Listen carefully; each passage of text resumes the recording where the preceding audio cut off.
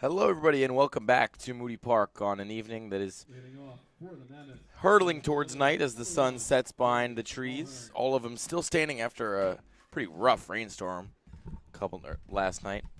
Cost us a couple innings of a baseball game, but we're here to take you through Game 2 of a doubleheader between the Trenton Capitals, who took Game 1, and the Mercer Mammoths, who lead the ECCBL Southern Division as we get things going with the ball high. I'm Lou Leather. Alongside me, Ben Chadwick. And honestly, Ben, I was feeling pretty tired after that first game, but a little break in between, some sustenance rejuvenated me, and I, for one, am excited to be back with you here for Game 2. Now, where'd you get that sustenance? I mean, Whole Foods? Did you get a salad maybe? Or? You know, I went with the old reliable of snacks. Got some Cheez-Its. Right. And an Arizona fruit punch down at the 7-Eleven 5 minutes away. Absolutely. Hard to hate on that combo. All-American combo, if you ask me. And, excited to be back here. That one to Mulhern inside for ball 3. 3-0 count to get things going here.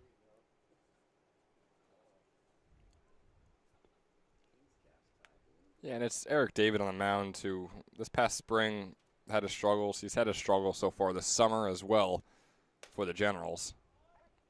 Gets that one snapped in for a called strike. So it'll be 3-1. Wrapped up his freshman season at Penn State Abington. His teammate had one heck of a Game 1 in Donato and Kalingo with those 2 home runs. He's hoping to maybe get our Toyota player of the game for Game 2. Keep both of them with the Abington. This one is slapped into right field and up and over the glove of Tomasetto. It'll trickle to Bischoff, and Mulhern is aboard to get things going here in the top of the first.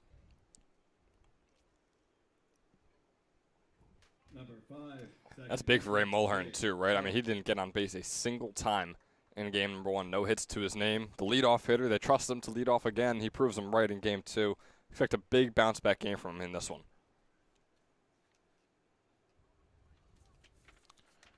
As up now is Pope as he skies this one into center. Coming on and under it and making the catch. As there's one away here in the top of the first. Number 21. Elsewhere in the ECCBL, Southside leads Quakertown 6-5.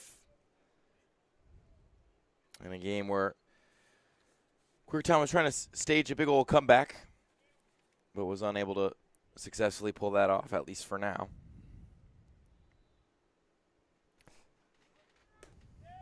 As the runner goes, and Mulhern's in there safely. He racks up another stolen base. That's his 8th of the summer. And he's, you know, he's a weapon with his bat. He's a weapon in the field, but he's a weapon with his legs as well. That's the reason he made an all-star team this summer for the Mercer Mammoths. One of their 4 all-stars that top their lineup.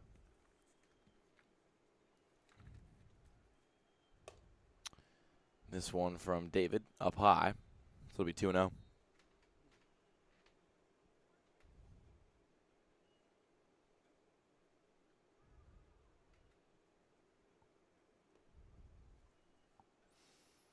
David comes set, checks the runner, kicks, and delivers.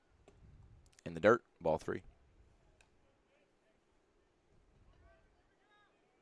And Jack Hughes was another player who didn't have a single hit in Game 1. Another one of these ECCBL All-Stars on the Mammoths team who really struggled offensively in Game 1. Has struggled offensively recently as well. You mentioned it was an over 500 hitter a few weeks ago. Now is about a 350. So that one's in there for a called strike on Hughes. So it'll be 3-1. And you mentioned David and his struggles in the past. This is his first start of the summer. Appeared in 4 games, but only 2 hits given up all summer for Eric David. So that Mulhern liner as he makes his way to third, and he'll get there with no resistance. As Hughes will make his way to first on the 5-pitch walk. And there's runners in the corners now. Number 40, for Joe Gamitter.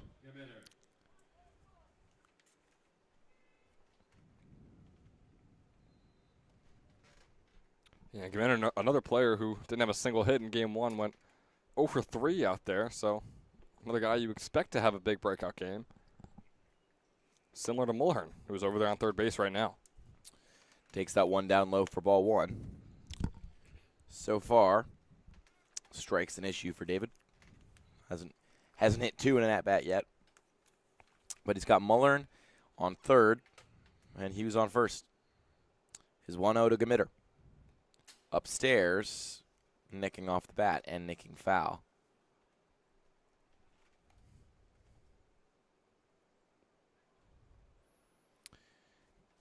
Gmitter taking the place in the lineup of Torm McKenzie.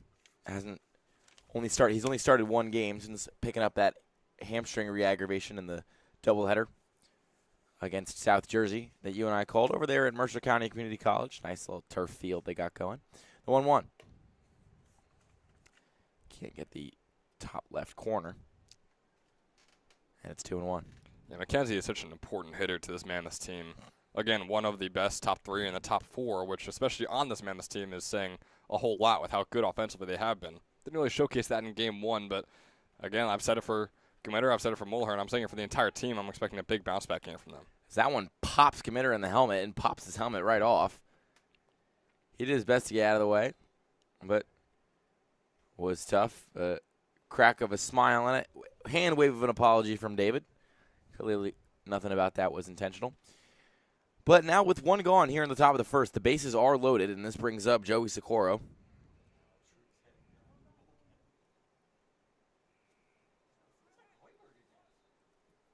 Number 31, catcher Joey Segura. And we've already got some action over there in the bullpen of the Trenton Generals. But right now, the action is on the field with runners on first, second, and third, and Joey Socorro in the box. The 0-0 almost hit him. That one escapes to the backstop. Coming home is Mulhern, and he'll score. As David gives up the run, and we kind of see now how that ERA is so high, even though the hit count is so low. Yeah, he struggles to find the strike zone. That is always the thing that he has trouble with, and it's why we already see Andrew Brown out there past left field warming up for the Generals right now, is because exactly what you said. I mean, David struggles to find the strike zone and doesn't allow that many hits, but it doesn't mean he's that great or has been that great so far this summer for the Generals. Another ball. We'll have this a 2-0 count to Socorro. And we mentioned in game 1 how important it is in this league especially just to find the strike zone as the utmost priority. Especially just being able to trust your defense in the wood bat league. It's tough to really get a good amount of hits and take over a game like that. So if you can throw it fast and still find the strike zone, you're really in a good spot, but it's something that Eric David has really struggled with all summer long. So it's 3-0 now to Socorro. David letting a run score on a wild pitch. And 3-0's in the dirt, and there's another base runner via the walk. David now. And it looks like they'll pull him right here and right now. Coach Coryell, the leash about as short as he can get. He takes the ball. Won't be happy. And as the new pitcher comes in for the Trenton Generals, we'll take a quick break and be back with you after this.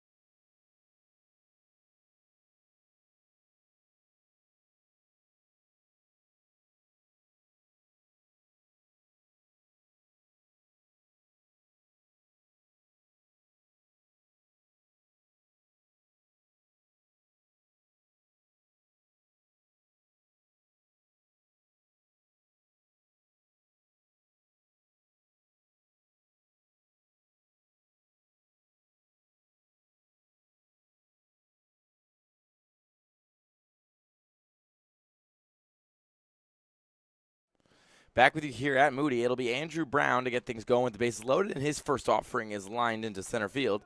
Plopper comes on and collects it, but not before Hughes makes his way home for a run. So there's 2 across here in the top of the first for the Mammoths as they strike first in game 2. And swinging on the first pitch of Andrew Brown didn't give me the airtime to, talk about him and say who we got here on the mound. The right-hander going into his sophomore year at Manhattan University. His first pitch of that at-bat is down low. 8 innings to his name so far in the ECCBL. He was credited for the loss on a June 12th defeat against South Jersey, but other than that, has no decisions and has given up just 7 hits as that one is popped up, trailing foul and over the fence and onto the asphalt. And you can make that 8 hits, too, after just a couple of pitches against Sean Heffernan in his first at-bat. Here, still only a third of the way through the top of the first, despite already having a pitcher change.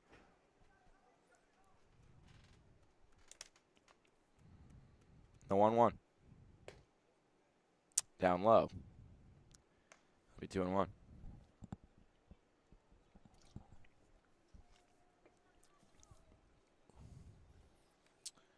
The Mammoths 13-8-1. As that one is upstairs. 3-1 count. Mercer trying to extend their lead at the top of the Southern Division. Bases juice. Browns 3-1. In there for a called strike. Already tossing the bat was Dunmire. It's the walk of shame, man. You hate to do it. Has to take a detour and make his way back into the box.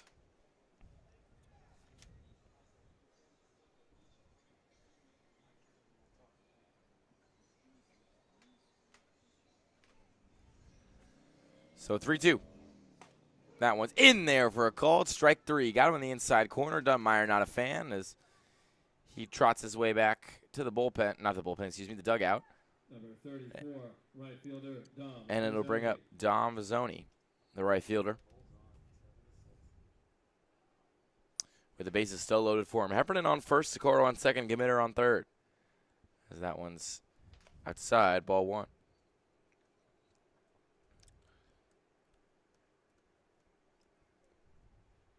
Brown checks the runners, kicks, and delivers. Inside. Gave Vizzoni a shave. Backed him off the plate. And Vizzoni had a very solid game 1 as well. A couple RBIs to his name, a couple of hits as well. Here's the 2-0. This one's chopped foul.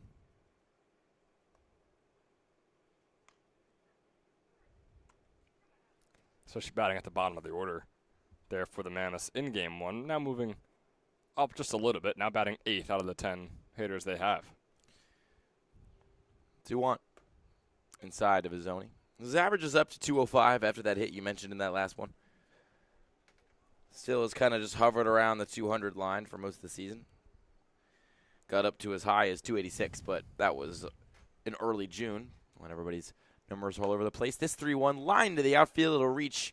So a base hit for Vizzoni will be one more run for the Mercer Mammoths as they have jumped ugly on the Trenton Generals here in the top of the first and lead by a trio of runs. At this point, Socorro pushed on over to third. As Brown comes in, concedes a pair of runs that won't be his. 9, left fielder, MJ Wright. And now faces off against MJ Wright. The 3-1 opening pitch is outside for a ball. MJ Wright donning the number 9. Last time you and I saw him, he was wearing a white uniform when his team was supposed to be wearing red. Apparently, there was maybe a misplaced jersey or something. Yep, and he came up here, got a red jersey. That red jersey was the number 9, so he was also given a white number 9 jersey just to avoid any confusion later on in the summer like we would have probably had in this game right here. So, yeah, don the number 9 the rest of the summer here for MJ Wright. 1-1. Spins that one in there for a called strike. Probably Brown's best pitch of the day there. That was a gorgeous-looking pitch from Brown, finding that corner. Not really giving Wright a chance, even if he did swing that bat. 1-2 to Wright. In the dirt. Picks nicely. As it'll prevent any more runs from getting in on the wild pitch. Good play there by Ayers. And going back in time just a little bit, Dom Vizzoni, how about the day he is having so far? could have almost been another 2 RBI single for him right there. I know Socorro got off to a bit of a stumbly start heading over to third, but still a fantastic day for him so far. Right, a 171 hitter on the summer. The 2-2 to him is outside. Count is full, as are the bases. Big pitch here. Obviously, 3 runs have already been given up by the Generals, but can still try and escape out of this and give your team a sliver of a chance this early on to come back. 3 balls, 2 strikes, chopped to third, and through the legs and off the glove of Geyer over there at third. Will score a run. That one will look like the classic Moody hop. It was, but it's still, in the game of baseball, it has to be an error, right? A ground ball right to the third baseman, and it's going to be deaded as an error as well. Tough break for Geyer over there. On third. That'll bring up the third baseman for the Mammoths, TJ Magliozzo. Manned the hot corner in game 1 and sees that one in there for a called strike.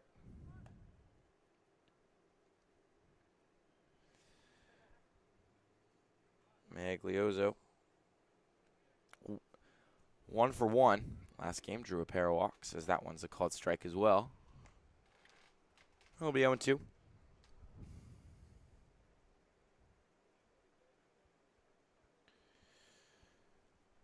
The 0-2. Swing and a miss. He got him. 4 runs, 3 hits, an error, and 3 men left. As the Mammoths strike first here at Moody on this Thursday night. It's 4-0 Mercer heading to the bottom of the first.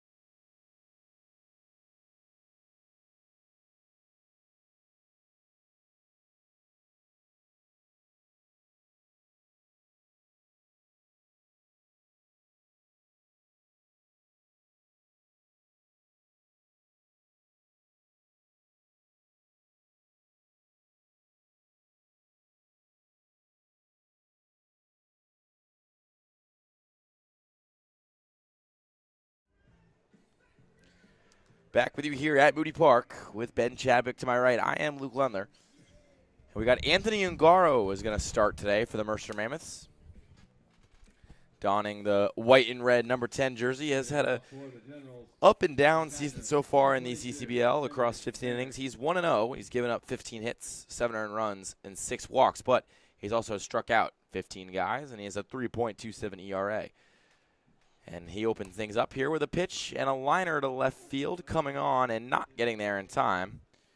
It'll be a base hit to get things going, as Ayers will reach. Not every day you see a catcher leading off, but when it's a catcher like Henry Ayers who's hitting as well as he is, hard to discredit that decision. Saw him for a little bit in game number 1. Came in, and on the second pitch he saw, and I think it was the 5th inning, had a double out into left field. And, yeah, I mean, he is the guy you want near the top of your order or right at the top, and he's going to keep doing things like that. Ungara's next offering is lined into almost the exact same spot, but a little bit deeper, so under it and making the catch is Mullern. The quick center fielder works his way over to the gap and hauls in Sestawicki's line drive. So 1 on and 1 gone after just 2 pitches here in the bottom of the first. Second baseman, Nick Tomasetto. Ungara's last start came on July 2nd. He went 5 1/3 against the South Jersey Kings. Threw 100 pitches and gave up 4 earned runs across those 5 1/3 innings. Walked just 3 guys and had 2 strikeouts. First offering is swung on and missed to Tomasetto. Nick Tomasetto was trying to make it 3 contact hits and 3 pitches right there for Anthony Ungara. You could tell it's kind of in the back of his mind, swinging the bat around right there.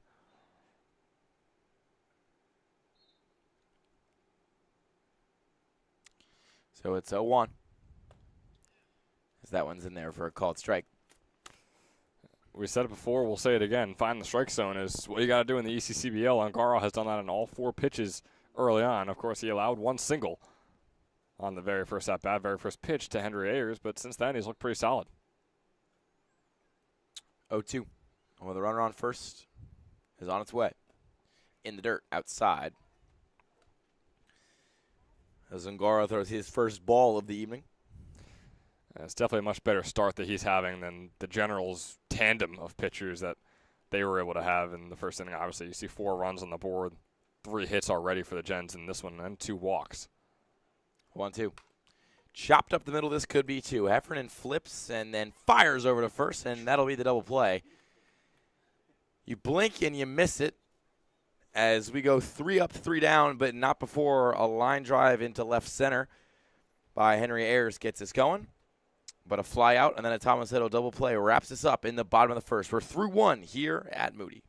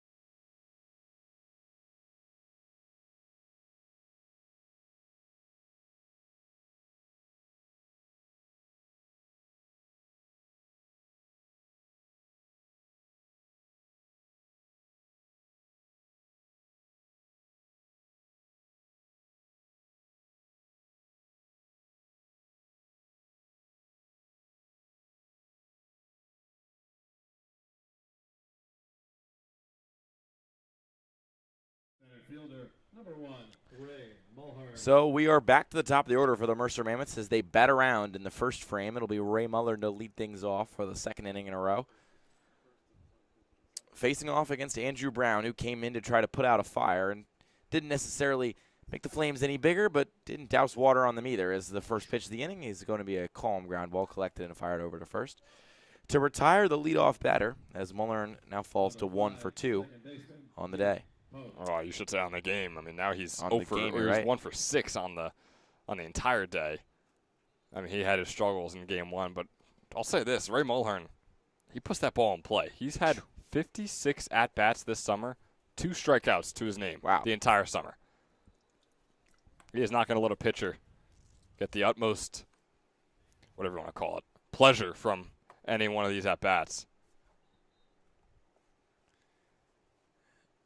As Brown's 0-1 is in there for a called strike.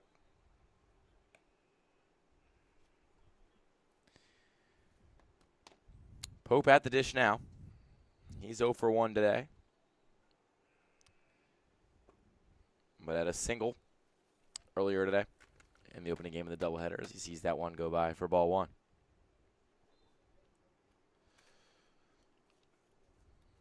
Another one of those Mercer Mammoth All-Stars is Jake Pope, going into his junior year over there at Shippensburg. The 1-2, grounded softly. The pitcher scooped up by Brown. He'll flip to first, and there's two away here in the top of the second. Both these teams, you know, after a tumultuous start to this one, seem to settle in a little bit. Absolutely. How about the bounce back from this Generals defense as a whole? Andrew Brown letting up some contact in the first two hitters, right? You got the grounder over to Sestawicki, the shortstop over there, and that one a shallow one to himself. But the defense as a whole is playing a whole lot better than game one. They had that error to their name as well. But not really seeing that right now, and it's not great hitting by the Mammoths either, so that's a compliment to Andrew Brown and the way he's playing here in inning number 2. Yo-O is in there for a called strike. They're going to get a timeout from the umpire. Brown retoes the rubber. Stares down Jack Hughes. Kicks and delivers. And gets that ball covered in dirt as the count will be even. Jack Hughes heading into his redshirt sophomore season over there at Lackawanna. He eliminated a lot of his teammates from their postseason as he swings and misses at that one. Taking out Mercer County Community College. In the Super Regional. In the Super Regional. You think that earned him a couple, you know, pranks to start the season? Maybe got picked on a little bit. Got his car filled with popcorn, something like that. Maybe might not have the budget for that in the ECCBL. This is the 1-2 outside. Yeah, I know there's some Mercer County Community College guys that aren't too fond of him, especially him being on the Mercer Mammoths. You got 3 or 4 other either alumni or current Mercer County Community College players. So, yeah, I'm sure they had some choice words. Not sure if they filled his car with popcorn. If they did, how we did not cover that, I do not know. But Jack Hughes, definitely some enemies turned friends here on this Mammoth squad. And the count is full to him now with 2 gone. Here in the bottom of the first, top of the second rather, excuse me. That one's fouled back.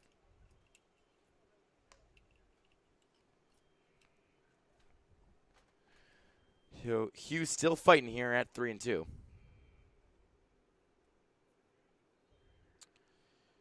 Was 0-2 last game with a walk.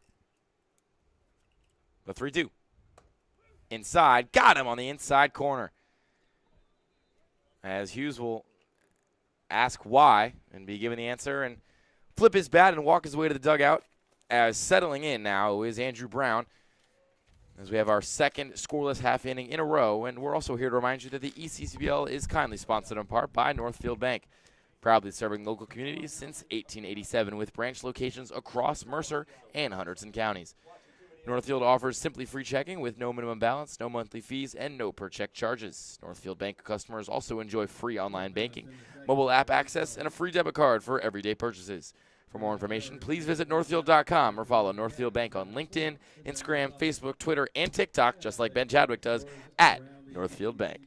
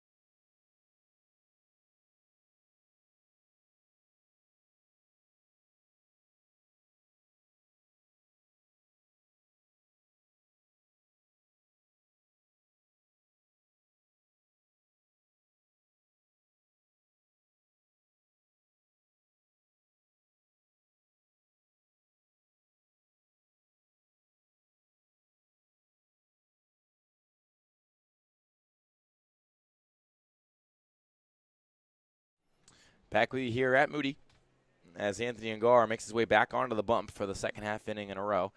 Got through that first one pretty cleanly as he definitely had some nice velocity and good spin on his pitches. trying to continue his relatively strong season. Didn't result in an all-star berth, but still a 3.27 ERA is nothing to sniff at, especially in a league like the ECCBL, where we see a pretty volatile range of good and bad pitching. Gets things going with a hit by a pitch. As I didn't mean to step on your toes there, but we had baseballs hitting ribs. It was a close call right there, but obviously coming in too close right as you're singing Ungaro's praises, as it always happens whenever we try to compliment any single one of these players. But, yeah, as I was about to say, a 6-pitch first inning is also nothing to scoff at and is really tough to do here in the ECCBL, but not off to the greatest start here in his second inning of work. As he gets things going this time with a ball high to Hallett. Landon Hallett hitting .244 on the summer. Picked up a hit in the first game of the doubleheader. He went 1 for 3. Yeah, now finds himself on first thanks to the hit by pitch. Yep. In his prior at-bat.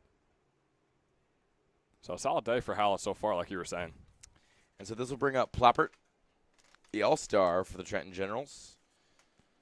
Going into his sophomore season at Eckerd College as we get another pickoff attempt over there on first. The Newtown, PA native, one of the handful of PA guys we have on this Trenton Generals roster. And by handful, I think we mean maybe 3, it looks like, 4. It's not a ton, right? It's obviously in Trenton. I mean, we're close enough to Pennsylvania, but we still do find that a lot of the South Division is made up of probably, I would say, 95% New Jerseyans. And the North Division is probably the same percentage-wise, but for guys out of Pennsylvania. The 2-0. That one's popped up. Foul territory. Back on it is Socorro, and we'll hear it whack at the top of the press boxes. It'll do no harm, nor foul.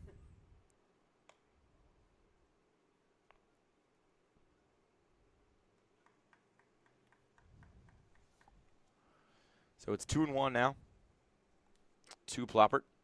Got that all-star berth this year, hitting .362, heading into today. Boosted his average in that first one with 2 hits. Pitch to him is fouled back. It'll be 2-2. And that average got boosted a little more in game 1. He's now a .375 hitter for really getting technical. He went 2 for 3 with a couple RBIs as well on the 2 singles he had. So trying to keep that day going in his first at-bat here of game number 2. Yeah, you know, we gave a lot of attention to the long ball of Inkalingo. Sent 2 shots over the left field fence, but a lot of nice situational runners in scoring position hitting from the Generals. Plated just a consistent stream of runs as the 2-2 was way outside. Firing over to first, not in time, as the count will be full. Love the effort from Joey Socorro, though, even making that throw in the first place. Trusting in his first baseman over there with Tyler Dunmeyer, who tried to make the effort, tried to make the tag, but couldn't do so. Dunmeyer on first. So Ungaro comes set, kicks, and delivers. This one's fouled back again.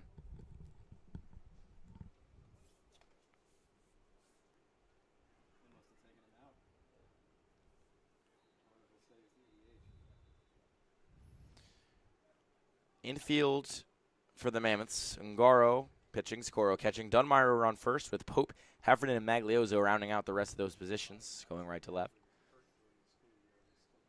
Ungaro comes set, checks the runner, and fires. That one hits another batter, so it's back-to-back hit by a pitch for Ungaro. Seemed like that one wore Ploppert. Ploppert couldn't wear that one, you know, as well as he might want to think, wincing a little bit, but still jogging on over to their first base. Maybe not a hard 90, but not a soft one either. Yeah, the wheels kind of falling off here, right, for Anthony Ungaro after having 5 strikes in his 6 pitches in the first inning. And that's what we were saying. I mean, that's all you need. Okay, Ploppert might be a little more hurt than we'd like to hope over there on first base. Coach Coriel is going to communicate, and discuss with umpires. Is Ploppert just trying to maybe stretch something out over there or breathe through it? Yeah, it seems like he's just a little shaken up. But as I was mentioning with Ungaro in the first inning, 6 pitches, 5 strikes, which, as we said, is exactly what you want. Just find the strike zone and let the game do its work and work out in your favor, as it often does when you're able to do that. But he's really struggling in this, throwing more balls than usual, and not only just balls, obviously balls that are coming straight for the batter's torsos, their elbows, wherever. 2 hit by pitches. There by Canopizel. So he's behind in the count 0-1 to get things going. Canopizel hitting .322 on the summer. Has that violent right-handed swing that's led to a lot of doubles in that left field gap.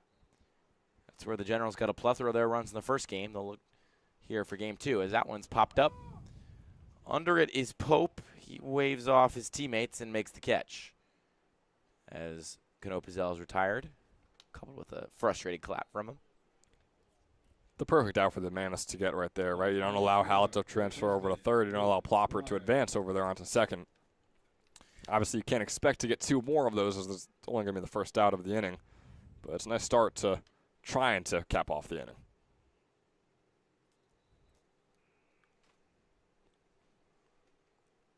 This pitch to Guire. Swing and a miss.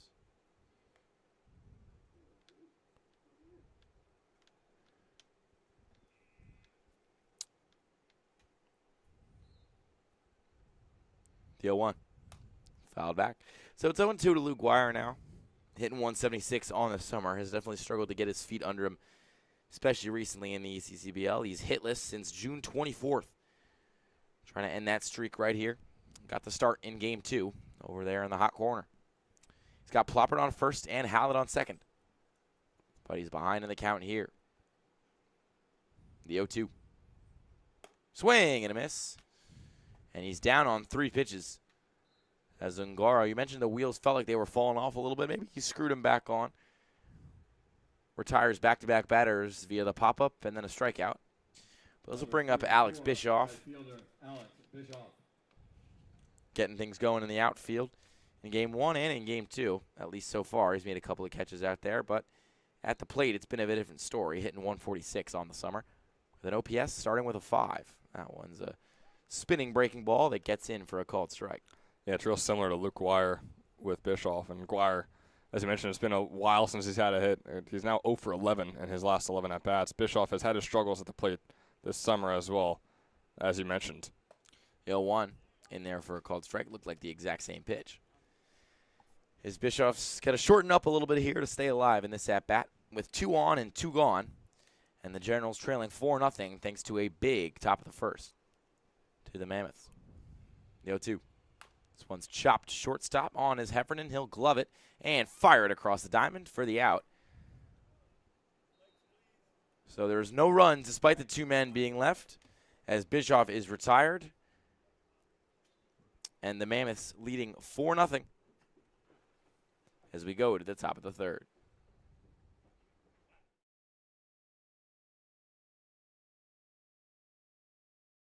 Hi, my name is Dr. Philip Glassner. I'm a hip and knee replacement specialist at Mid-Jersey Orthopedics. We're a multi-specialty orthopedic practice with offices in Flemington, Bridgewater, and Washington, New Jersey. We have 18 fellowship-trained specialists to take care of you from your neck down to your toes. We offer conservative management such as bracing, therapy, and injections through surgical interventions as well. Our goal is to keep you active and healthy and get you back in the game. We also offer on-site digital x-ray as well as MRI. We have evening and Saturday morning office hours to assist with convenient appointment times, as well as having walk-in appointments available. Call us or visit our website at midjerseyorthopedics.com so we can help you to live life better.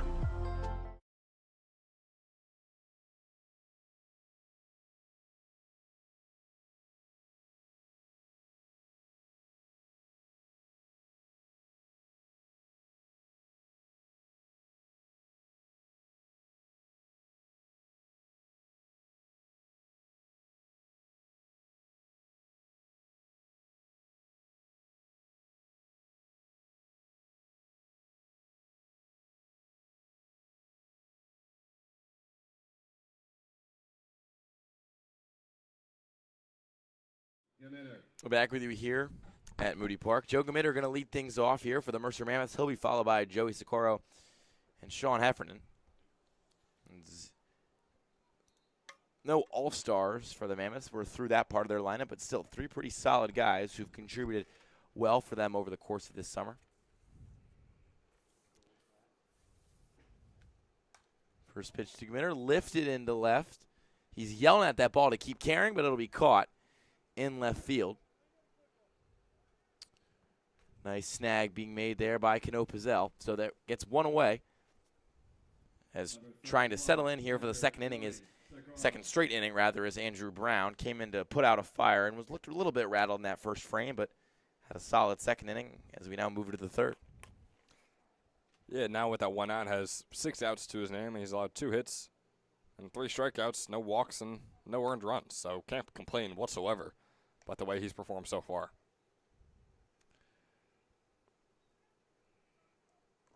As Tomasetto trots his way over a little closer to the middle of the infield for Socorro. Brown's offering, line sharply and down. They're going to say it's foul. That's a tough call. That one looks pretty close, if you ask me. It absolutely was, yeah. If you're asking me specifically, I'm going to say it is foul. I definitely thought I saw the ball hit the left side of that white line, but it was close over there.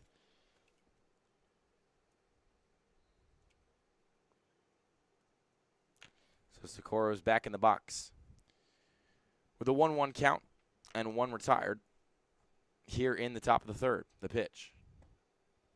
Called strike. That breaking ball been a weapon of Brown's. The 1-2. Run right back to that breaking ball. This time it's lifted into center. Back is Ploppert, but he's under it, and he'll make the catch as Socorro is retired. And now there's 2 gone here in the top of the third. And boy, Joey Socorro has really had his struggles recently. 4 straight games without a hit for him, and only 2 hits in the past 7 games he's played in. He's a guy who, the past 2 summers at least, has had his struggles. Over at Mercer County Community College this past spring was really solid for them, but something happens with him in the summer where he's just not able to have the same output. Still calls all those games from behind the dish, and clearly is a fantastic catcher. Yeah, absolutely. Yeah, is a guy that is always brings a lot of energy, seems has a positive environment. The guys in the dugout look up to him, respect him as a teammate. But just like you said, sometimes slow summers happen for everybody, and for a guy like Joey Socorro after such a strong spring, it's a tough thing to see, as that ball is inside. And it can be a case, right? You never want to discredit any sort of collegiate level baseball, but playing in D2 JUCO over there at Mercer County Community College, now facing D1 NCAA, D2 NCAA guys, it is a jump likely for Socorro when it comes to playing against this level of pitching, and maybe that could be part of the reason why it's having that sort of effect on him. The 3-1 inside again. Caught Heffernan doing some happy feet and walking him on over to first on 5 pitches. So 2 quick rhythm outs for Brown, but he now looks to get out of this as Tyler Lohmeyer will come up. Was in at first base for Gamitter, who switched to EH after 1 inning. Runner goes. The pitch is taken, fired down to second, and not in time. It's a pretty good pop time by Ayers, but an even better jump by Heffernan. Yeah, Heffernan is a quick base runner around the base path. He's always going to be a tough one to get out. I mean, you can't ask for much better from Henry Ayers behind the dish right there. The throw was as quick as it possibly could have been, and really as accurate as it possibly could have been, but not many people are going to get Heffernan out. Off he goes again. And he goes to third. There will be no play because that one is dropping into the outfield for a base hit. Heffernan rounds third. He'll score as Dunmeyer will make his way over to first, and there's another run on the board for the Mercer Mammoths, as Dunmeyer got a nice piece of contact off of that one and dropped it in the gap between left and center. And with Heffernan pretty much already putting his foot on the third base bag before that ball even dropped down in the left center field, I mean, he walked his way home. As that one is in there for a called strike against Vizzoni, who is 1 for 1. So Dunmeyer on first now. They just played it a run. This is the 4th hit of the game for the Mercer Mammoths, but they still have a 5-0 lead here in the top of the third.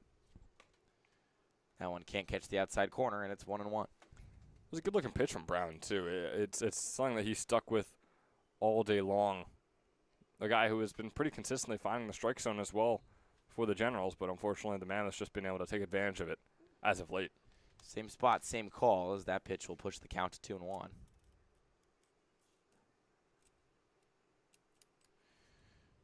Dunmeyer takes his lead over on first. Brown kicks and delivers. Vizzoni scoots back, but that one's called a strike. seemingly snared the inside corner. 2-2, 2 gone, 1 on, and a 5-0 lead for the Mercer Mammoths. This one is lined sharply into the outfield. No, rather plucked, but there will be no play. Sastuwicki did a good job to get there, but the ball was still hit hard enough, and there's enough speed over there on the legs of Vizzoni that there was going to be no play at first or second. Left fielder, MJ Wright. So the infield single for Vizzoni puts 2 aboard as MJ Wright steps up to the right-handed batter's box. Looking for his first hit of the second game of this doubleheader. As that one is popped up sky high under it, and making the catch is Bischoff as the side is retired, but not before an insurance run is tacked on. The Mammoths lead 5-0, and it'll be Salmon, Doherty, and Ayers to lead things off for the Trenton Generals after this.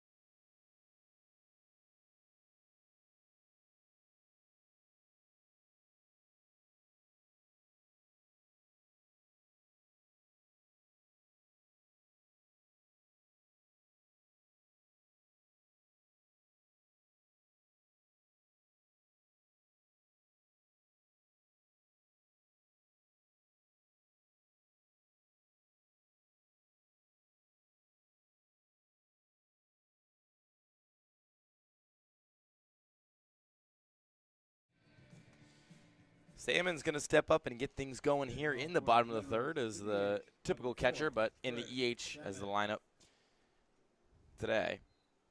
The right-hander will face off against Ungaro, who's back out on the mound. Hasn't given up a run yet, but maybe showed a couple chinks in the armor last inning. Yeah, if it did, but I mean, you still look at the scoreboard and still a 5-0 lead for the Mammoths. So at the end of the day, as a pitcher, you're going to get in your own head and you're going to want every single at-bat back. But on looking at the scoreboard as a coach or whoever you want to ask, they're more than okay with how this one's playing out thus far. A big swing and a miss there from Salmon. Pushes this count to 0-2. As he looks to do better than his shaky summer so far. That one can't catch the outside corner. Salmon hitting just .206 on the summer. Does have a home run to his name, though, as he heads into his sophomore year over at the College of New Jersey. Yeah, which is right around the corner from us here on Moody Park, about a 10-minute drive. Lifts that one high down the right field line. Going over and able to make the catch as he flips over the wall. But he held on. What a play by Vizzoni. Got on his horse, went over the line, and ended up head over heels with the ball in his glove. Number 18, first baseman, Justin Doherty. Chris Salmon had kind of no choice but to tip his cap after Vizzoni goes all out. He's doubled over out there in right field. He's going to be feeling that one in the morning. Man, right fielders are just making plays left and right, mainly just right. Here today at Moody Park, we had Donato and Kalingo making that incredible, fully sprawled out grab in game number 1. Now we have Vizzoni flipping over walls to make outs. I mean, unbelievable stuff out there. So it's an 0-1 count to Doherty, who watches that one skip past Socorro to even this thing up at 1. And the most impressive part is he spilled over the wall right in front of a collection of fans and lawn chairs. He held on to the ball that whole time. Not easy. But for Vizzoni, it was easy as pie. The 1-1. In the dirt, 2-1. That was a nice piece of contact by Salmon, too. That thing kind of leapt Beautiful off the hit. bat, and I was thinking, I mean, I think it was technically would have ended up being foul, but still, you're thinking that was a nice piece of swing. And speaking of, that one's lined to the left. It'll get down for a base hit as Doherty makes his way over to first.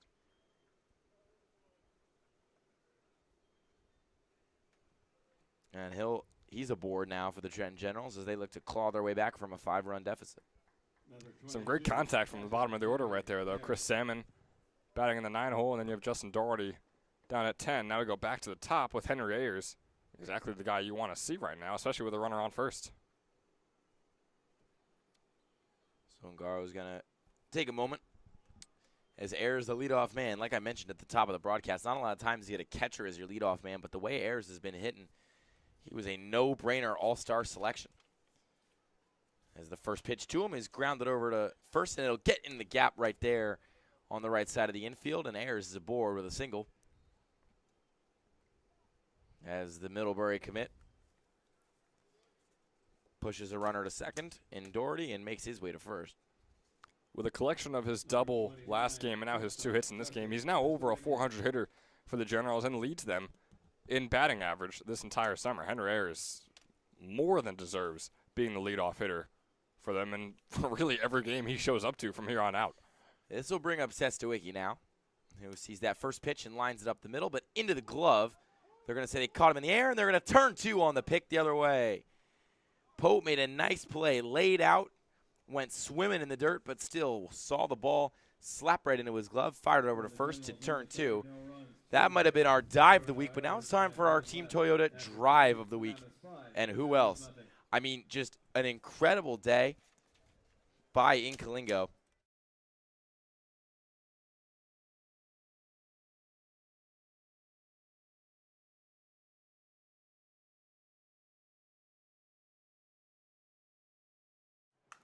Two, pieced out, past left field. Nate Jones not even going to chase it. Talk about the power. Donato Inkalingo tacking on number 5 here in the ECCBL regular season. My, oh my, that is a difference maker rounding the bases right there. 2-0, the Generals lead.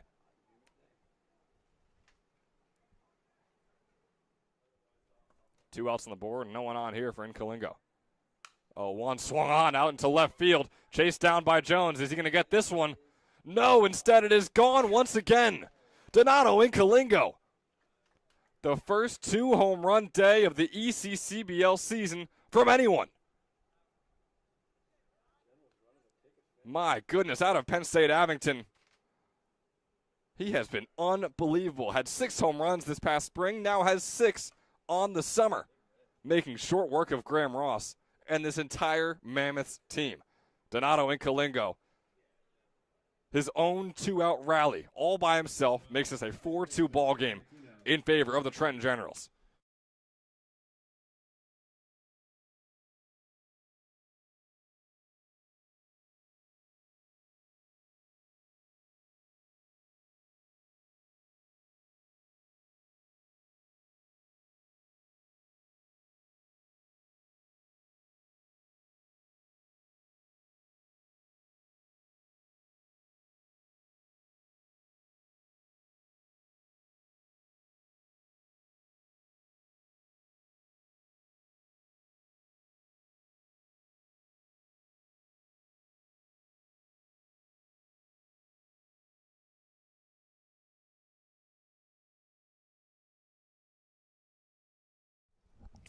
It's TJ Magliozzo, the third baseman, up. At least the typical third baseman for the Mercer Mammoths today in the EH slot. Third baseman, number 3, TJ Magliozzo. He's facing off against Brown, who is still in after giving up a run in that last inning, his first earned one of the game. His first pitch is upstairs for a ball.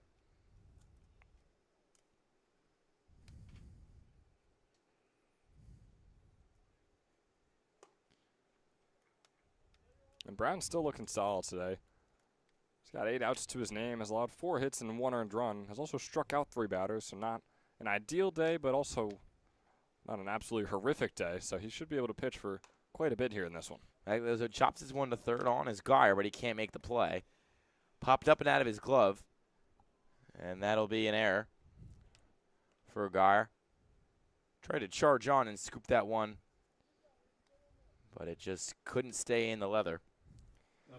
It's a good effort by him, right? I mean, you're taking the lead, you're taking the charge, you're getting to the ball faster than Sestawicki would, but it's just tough if you're not able to put it in your glove. Then Sestawicki starts thinking, well, what if you just let that go to me? I would have made the play.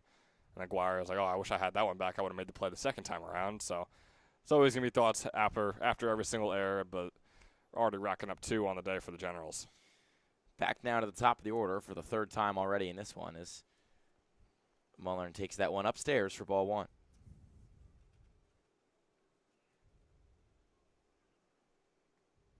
The 1-0. This one's lifted into the outfield. Going back is Tomasetto. He won't get there, and it'll drop in to play at second. Not in time. Good slide by Magliozzo as there's now 2 runners aboard here with nobody out. Yeah, Magliozzo, great communication, although he didn't catch it. I got it, and I don't got it. And then it drops, and then it gets down, and there's a single. The second of the inning there for the Mercer Mammoths. And this will bring up Jake Pope, the second baseman in the All-Star selection, is heading into his 3rd year at Shippensburg University, hitting .371 heading into this day as he fouls that one back. Yeah, I'm very excited to see what Pope is able to accomplish at Shippensburg after wrapping up his JUCO career at Mercer County Community College, where he was just unbelievable, around a .390 career average over there with the Vikings. Excited to see him take that next step. Went 1 for 3 with a hit and a walk last game, as that one can't catch the corner. It'll be 2-1.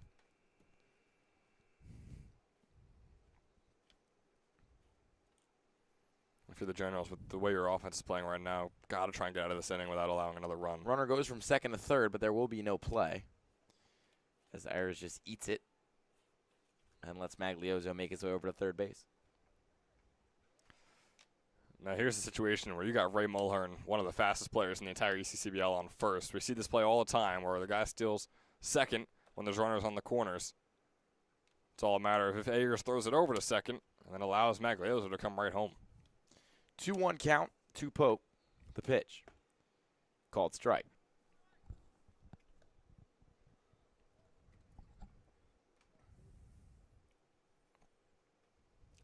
So the count's even now, as Mulhern takes his lead on first, Magliozzo his on third. They're going to check the runner at first, though.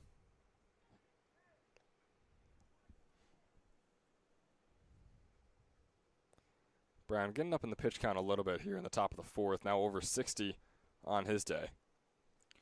The 2-2. Runner goes. There will be no play, as the count is now full since that pitch almost clipped Pope in the shoulder. So the double play ball off the table as Brown looks to find the escape hatch here in the top of the 4th. Definitely a smart play by Ayers right there. That one's fouled back. Especially considering each of the next 4 hitters on deck for the Mammoths have not had a hit yet. I mean, they've only had 1 at-bat, but none of them had a hit in their first at-bat. So still have a little bit of confidence going forward in this inning. Defensively, that is. 3-2. Grounded to second. Tomasetto on. He gloves it and fires it over to first for the out, but not before Magliozzo scores from third. As the Mammoths played another one, they're now up 6-0 here in the top of the 4th. Pushes the runner over to third in Mulhern, so always going to be a threat on sac flies given how speedy he is. When you got a guy like Jack Hughes coming up to the plate, you got to think this ball might be going far enough to constitute a tag up. Based on the skill we know Hughes has, that's for sure, but based on the way he's been performing recently in a pretty major slump, I would say, ever since sort of the halfway point of the summer, a little bit before that. So, I mean, yeah, we all know we're not going to be shocked if he puts this one over the fences or out there for a double for himself, but also, unfortunately, wouldn't be shocked if he just gets a fly out or a strikeout right here either. The 1-0. Grounded sharply to third base. They're going to say that's a fair ball, so Pope's going to get back on his horse, round first, head to second. As Hughes reaches second base standing. A little bit of awkward contact over there with Tomasetto. So the run is scored for the Mammoths. They lead by a touchdown right now as they continue to shut out Trenton. Touchdown and an extra point, I guess I should say, as it's 7-0 Mercer. I know, look, I had to say it after I was just talking about Hughes and what I'm expecting from that at bat. I'm not shocked, right? I said if he struck out or flew out, I wouldn't be shocked. I said if he got himself a double and drove home the run, I also wouldn't be shocked. So kind of covered all my bases right there. As things against Committer are started with it, ball inside. Committer 0 for 1 today.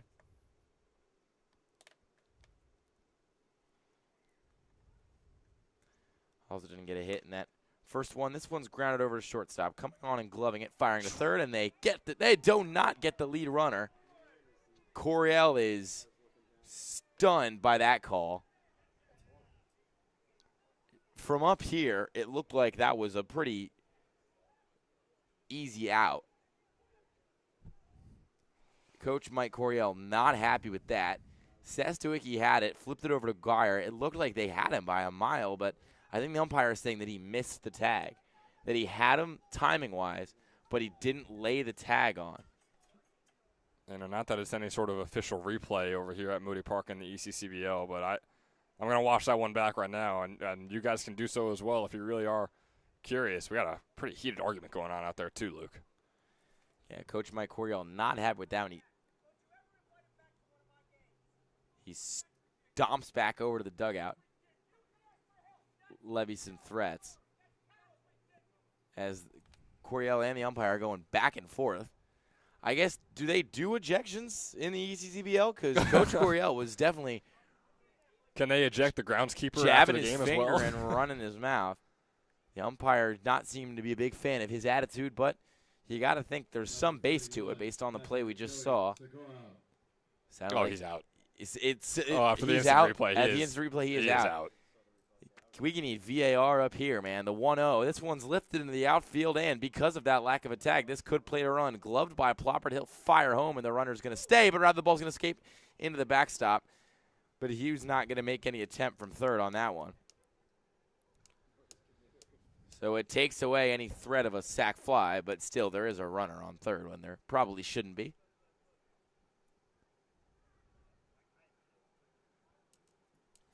Number 11, shortstop, Sean Heffernan. Still looking over there at that replay is Ben Chadwick. He looks out by a mile, country mile, Ben. He absolutely is. Not even close. Unbelievable. There must have been some whiff of the tag or him not getting the leg. Oh, check swing, foul.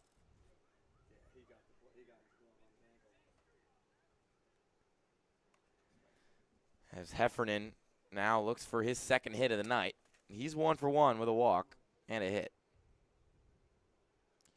After going 1 for 1 earlier today with a walk and a hit. 0-1 to him. This one's lined up the middle right off the leg of Brown, but he'll turn and fire over to first, and the side is retired.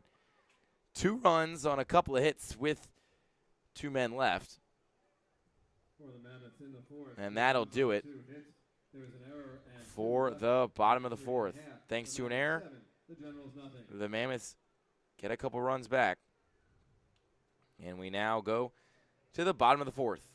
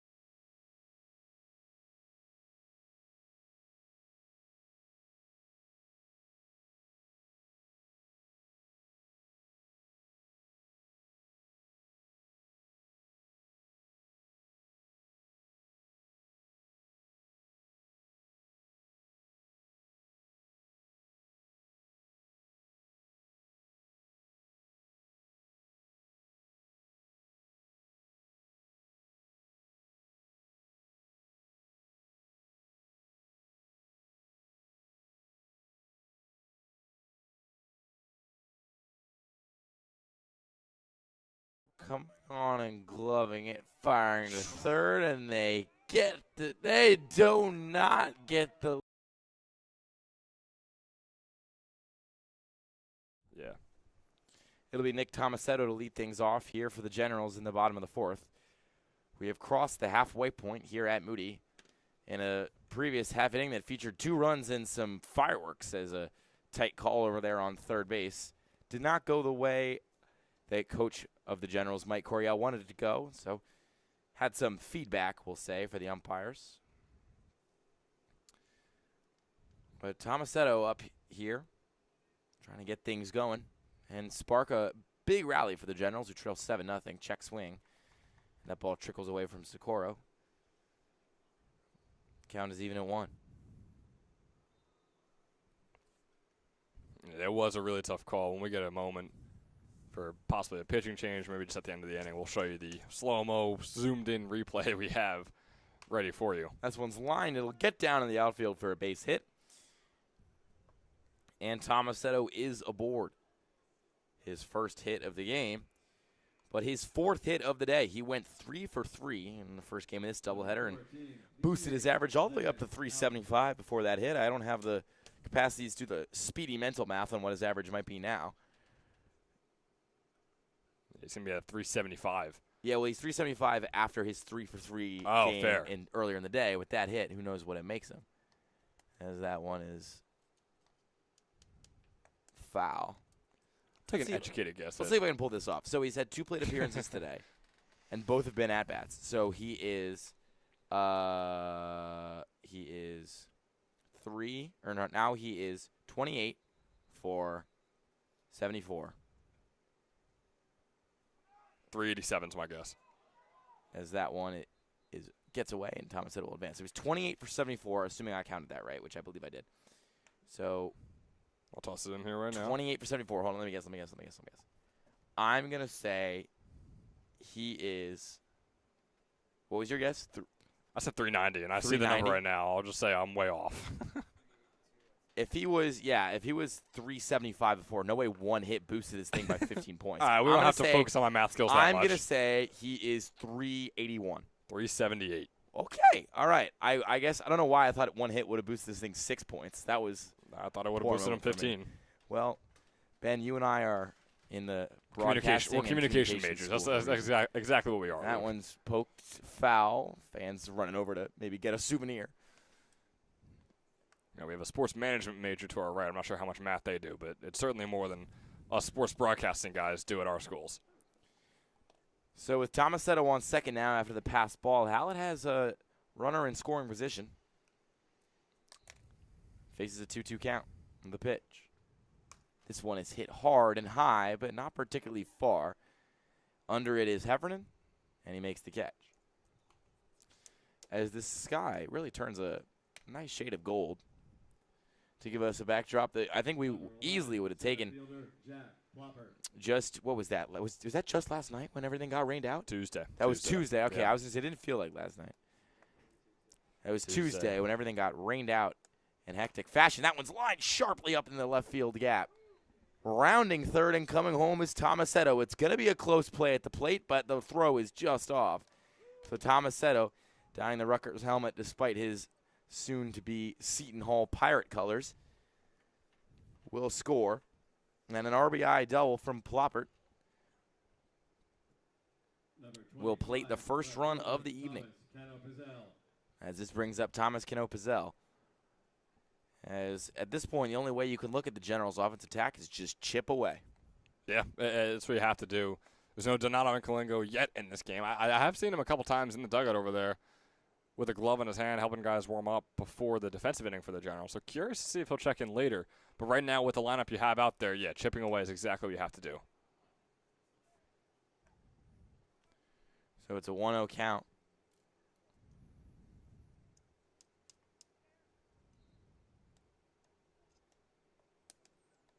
As Ploppert hops out to a lead on second. The pitch. This one's lined sharply by Cano-Pizzell and under the glove of Magliozzo. Ploppert will hit the brakes on third. And Cano-Pizzell will make his way over to first. I got to check out his spray chart. Okay, it's pretty it's pretty dispersed, the Cano Pizzelle spray chart. It feels like every time I see him hit a ball, it goes into left field. The majority of his hits are out He's there got a in lot field. more greens in left field than he does in right field, and he's got a lot more reds in right field than he does in left field. So maybe not your classic big old pull hitter, but nonetheless still a guy that likes that left field grass. As we're going to get a mound visit here. Ungaro up to 43 pitches, showed a lot more rhythm than Brown, his counterpart. As we do have some arms going, we got a lefty going in the Mammoths pen. Unsure of exactly who it is. Looks like it's number 32. That'll be Luke Foley. That'll be Luke Foley, who, should he come in the game, will be making his ECCBL debut this summer, heading into his junior season over there at Muhlenberg University. Pitched in the ECCBL last summer. Logged 40 in a third innings, but we'll see if we see him. We'll see him if we see him. He's warming up over there, though. But right now, the man on the mound is Anthony Ungaro, as he faces off against Luke Geyer. Number 24. Big, tall, left-handed hitter. Luke Guire. But not one who's hit for a lot of average so far this summer. Just 176 heading into this one. Like I mentioned earlier, hasn't gotten a hit since June 24th. Now would be a good time to break that streak with runners on first and third. Ungaro delivers. Hit hard and high. Carrying into foul territory. Vizzoni over. But it's just a little bit too far for him to flip over the fence that time. I was going to say, no acrobatics this time from Vizzoni.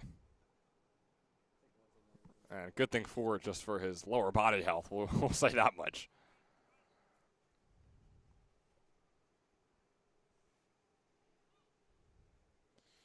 The 0-1. Swing and a miss, and the runner, Cano Pizzelle, is totally caught in the rundown. They wanted to probably double steal, but they're not going to pull it off. Now Plopper dives back into third. He is safe. Chaotic sequence of events there. Cano Pizzelle took off, got a horrific jump, and was going to be out by a mile, but decided he wanted to double back to first. Coach Coryell just, I think daggers is what I would describe what he's staring at Cano Pizzelle right now. There must have been some understanding that the double steal was on, because Cano Pizzelle really not a speed guy. And yeah, Ploppert over there trying to help Cano Pizzelle out a little bit as well. He was kind of in the middle of home and third for a while there. But, man, getting the out and keeping Ploppert over there on third. Fantastic job by Socorro and really Tyler Dunmire as well. Both of them handled that perfectly for the Mammoths. Although, like you said, it was a bit of difficult base running from Cano Pizzelle. Got a tough off on the base. So the 0-2 now. Check swing. Didn't go. Ball outside.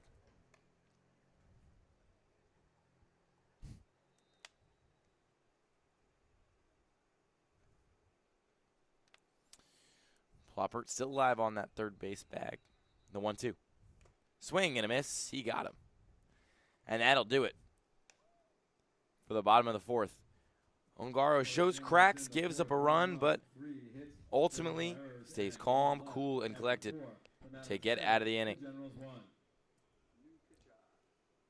Hughes, Gmitter, and Socorro coming up for the Mammoths, as we'll be back with you after this.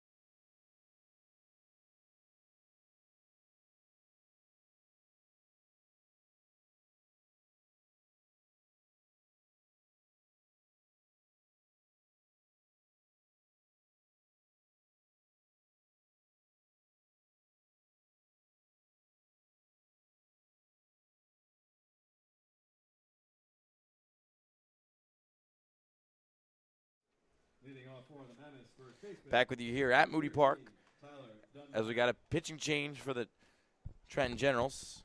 It'll be Logan Franks, the left-hander from up there on Hawk Hill, the St. Joe's prospect, and he just fires that one right into the back of the first hitter he sees. Number 34, right fielder, Dom. And so with one pitch, we got one base runner.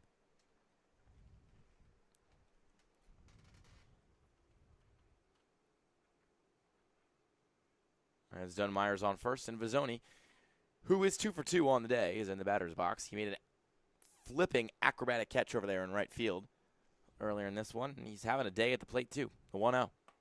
Scoots back, but it's still a called strike. It'll be 1-1.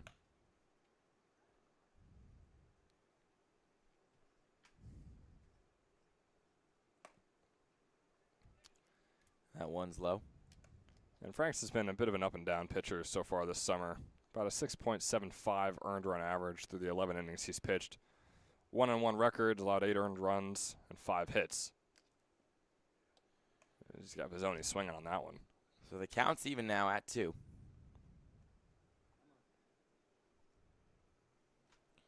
Franks rears back, fires, and that one's in the dirt.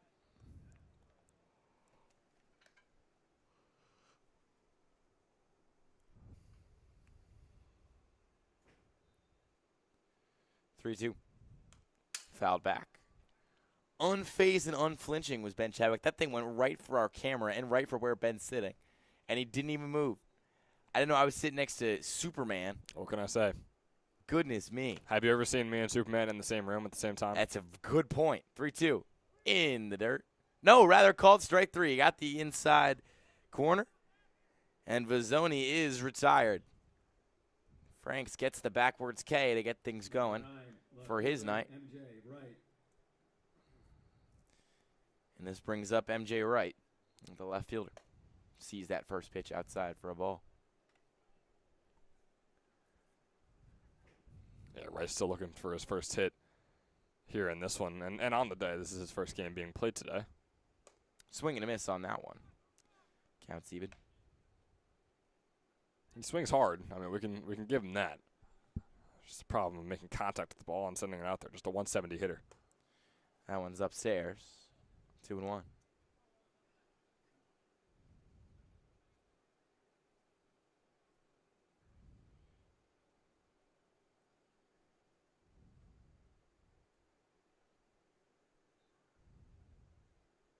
Two-1. Swing and a miss on that one. Wright is just 1 for 7 in his last 7 at-bats across the last 4 games. As I mentioned, just a 518 OPS, a 171 average. As Franks gets him there with a swing and a miss. And a frustrated Wright drives his bat into the ground before carelessly flipping it over against the fence.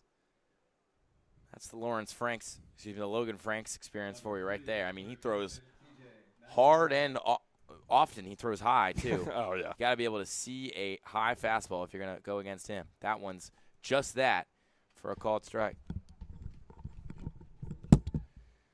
So it's 0-1 as he faces Maglioza, who's 0 for 2 today. Outside, counts even. As the nice clouds behind center field are turning into a cotton candy pink. His offering, low. It'll be 2-1.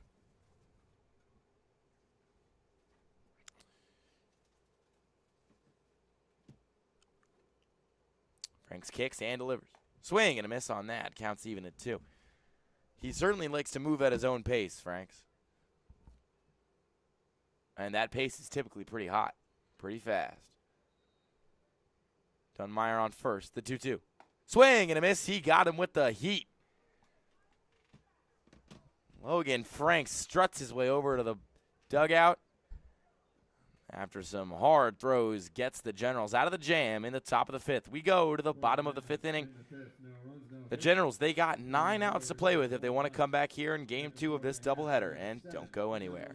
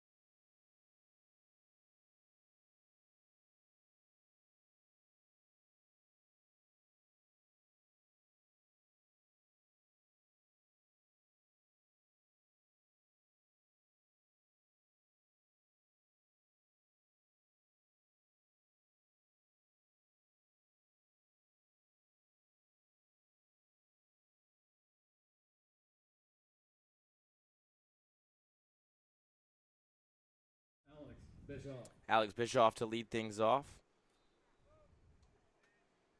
Started at right field today for the Generals as they look to mount a comeback and stage a rally. They trail 7-1 here in the bottom of the fifth of a 7-inning game.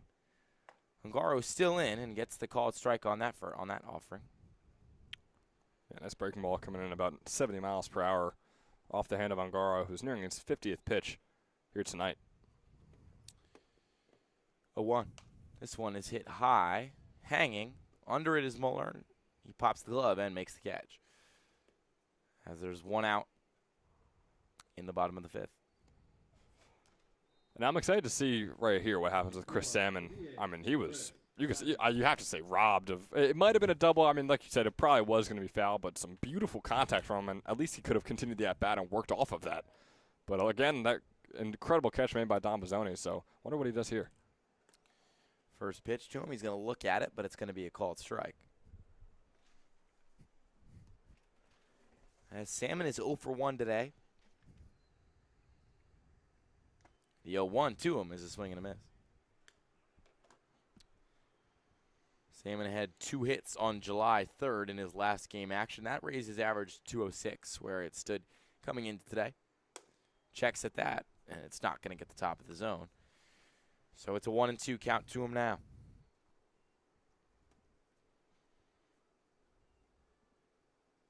The 1-2.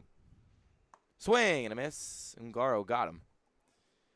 And Salmon is retired as Socorro sends the ball around the horn to give ample time. And Salmon's a very aggressive hitter with the bat in his hands. Just 4 walks in the summer and now 13 strikeouts through what is now his 16th game played. So Doherty will come up. He's got an RBI double to his name already. Hit one sharply. Excuse me, he does not have an RBI double. He has a hit and a double to his name already, but it was not the RBI. That one was Ploppert. 1-0 to him. Looks at it, spin in for a called strike. Counts even. And Angaro's really sticking with these breaking ball, these slider, these curveball pitches. And I got to say, it's working lately, and it's working in this inning specifically. Just hovering around the low 70s range with all these pitches with the speed they're coming in at. That was another gorgeous one that's just a little low. But, I mean, it is absolutely working against this Generals order. 2-1 now to Doherty. The pitch. Fouled back.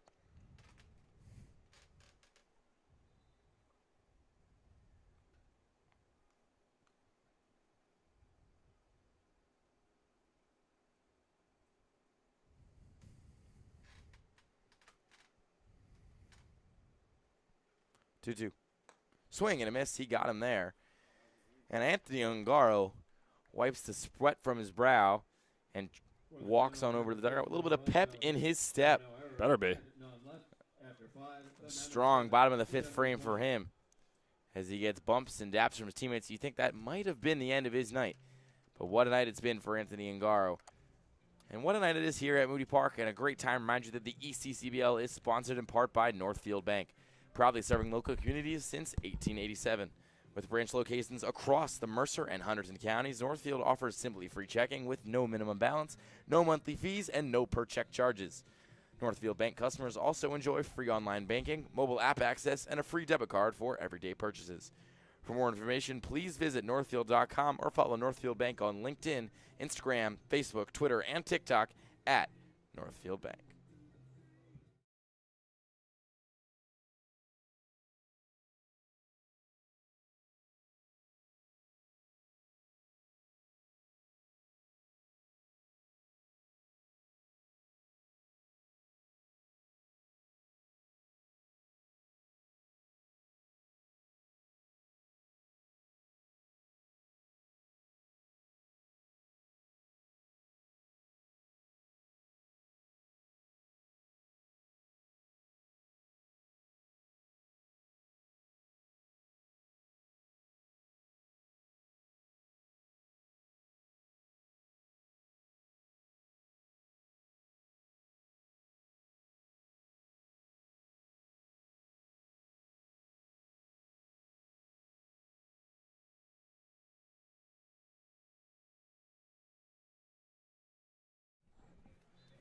Back with you here at Moody Park on what is turning into a gorgeous, gorgeous night here in Ewing, New Jersey. It'll be the top of the order for the Mercer Mammoths, as Ray Muller and the center fielder is going to lead things off here.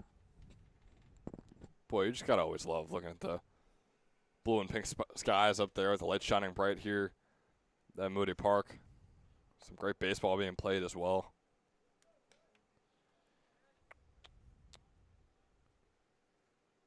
As Muller lifts that one foul. Counts even now at 1. As they trotted Frank's back out for his second frame of work. The 1-1. That one's lifted into right field. Going back on it is Tomasetto. Coming on to it is Bischoff, and he makes the diving catch. Loses the lid, but makes the play as Alex Bischoff is the reason there's one away here in the top of the 6th. I'm telling you, man, there's something with these right fielders today. All these plays that they're making out there, putting their bodies on the line. My goodness. It isn't fun to watch every time the ball travels out that way.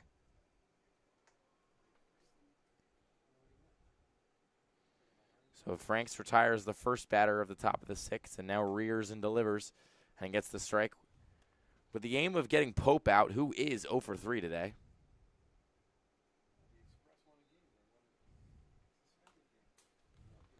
His lone hit on the day, as he's now 1 for 6 on the entire day, came in game number 1.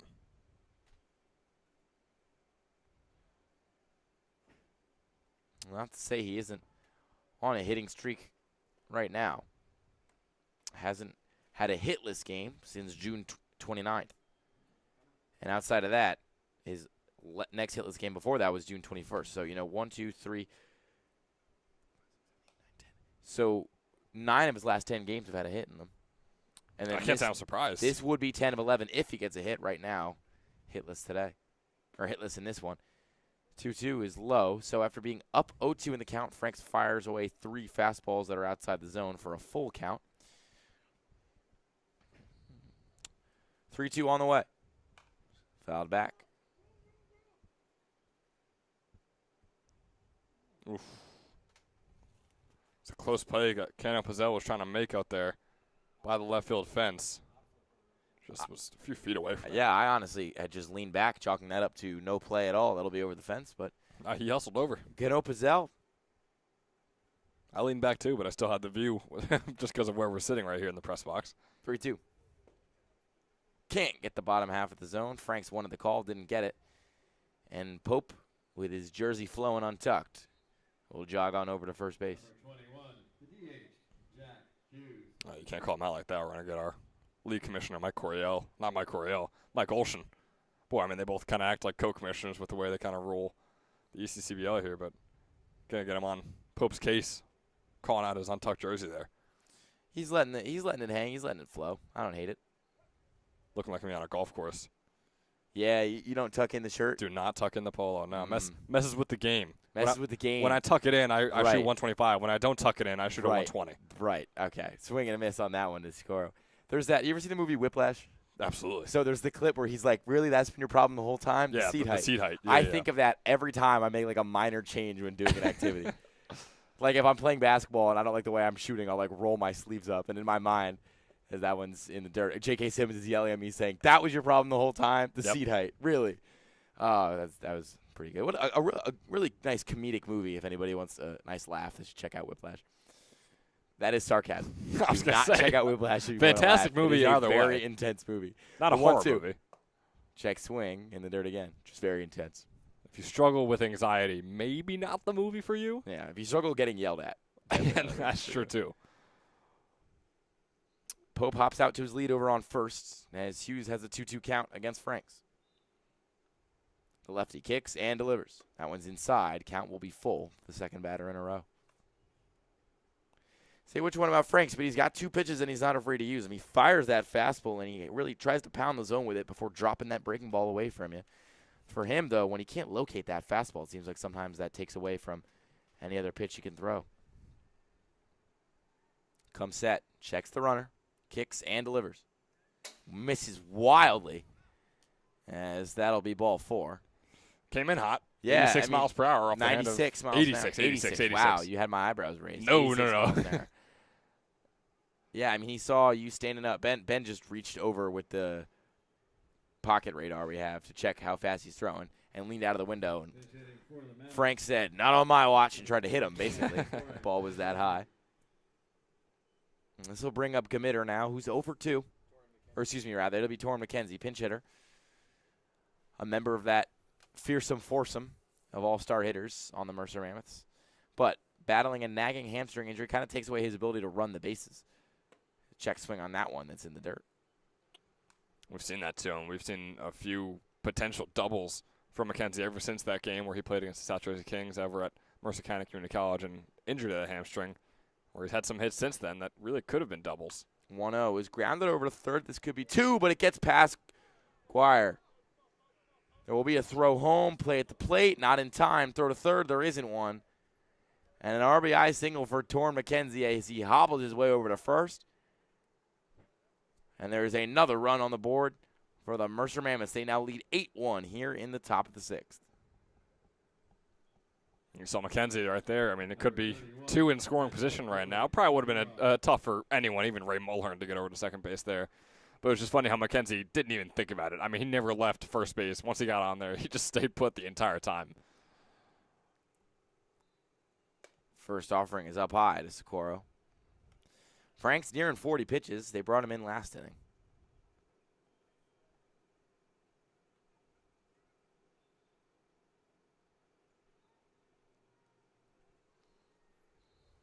This one's fouled back, once again, right at our camera. But it stands tall. Joey Socorro with no hits in his last 3 games is 0 for 7 in those last 7 at-bats as well, including his 0 for 2 day that he's having so far here. 1-1 count. 1 gone. That one can't find the corner. It's 2-1.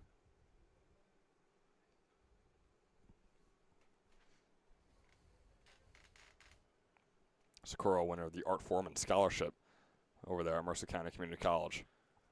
That one's popped up. Foul territory. Coming down in a hurry and hitting the asphalt of the parking lot. So the count is even now at 2. Franks has Hughes on third and McKenzie on first. And Socorro at the plate. Kicks and delivers. Swing and a line drive. Back on it is Plopper. It'll drop into his glove in center. Runner's going to tag from third. Firing in from center field. Not in time, but what a throw that was from Plopper. That thing had pace. That thing had distance. But maybe a little too much air on it from Plopper. It allows Hughes to scoot home and boost that lead up to 8 runs in a 9-1 ball game in favor of the Mercer Mammoths. Boy, Joey Socorro just cannot catch a break. I mean, it's always good contact, it's just always where he's putting it. It's either right at the left fielder, right at the center fielder, right at the right fielder. Or you just can't find the infield gaps as well on those ground balls. Now falling 0 for 8 in those last 4 games.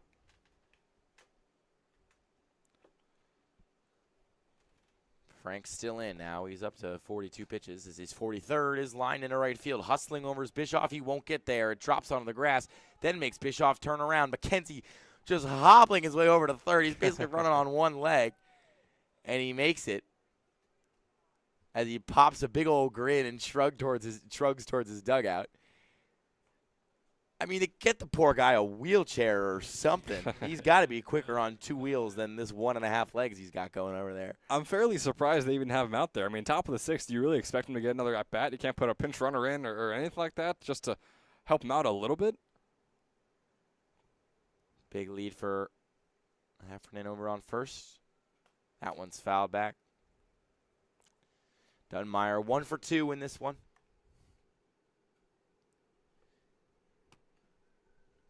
In just his 6th appearance. Yeah, very late addition to this Mammoth squad. That one's in there for a called strike. 0-2.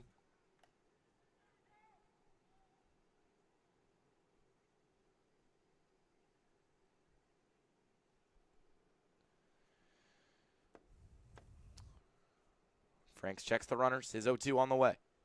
Swing and a foul ball.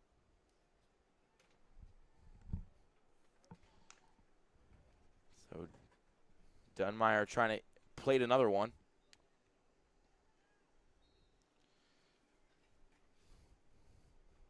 Franks checks the runner first.